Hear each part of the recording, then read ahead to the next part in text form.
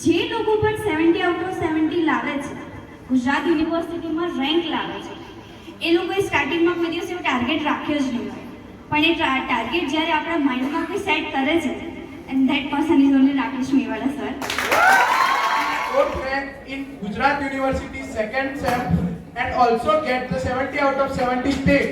28 તારીખે ગયા ફંક્શનમાં ત્યાં જ મારી જોડે પણ એક પણ ટ્રોફી નથી અને અમારી એ વખતે સેમ 1 ની એક્ઝામ આવતી હતી. મને એટલો કોન્ફિડન્સ નહોતો. હું વારે એમને પૂછ્યું સર આવશે? સરે ફૂલ મોટિવેટ કરે કે હા તું બધાને મોટિવેટ કરે છે યાર, તારે ના આવે એવું બનતું હશે. અને और आज दिन ये है कि दोनों क्लासेस में मेरी बैनर पे फोटो है. मैं बहुत हैप्पी हूँ इसलिए. Thank you so much sir.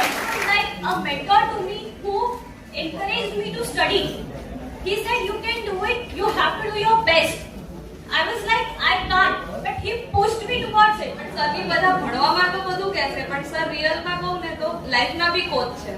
એમના જોડે એઝ એ ફ્રેન્ડ બી તમે નોલેજ લઈ શકો છો. 70 इतना हार्ड था, बट राकेश सर ने कहा एक बार ट्राई करो, सक्सेस तो मिलती ही है. And one thing, he's a king of commerce. Yes. I become gold medalist in Gujarat University, and it's only because of the Rakesh sir.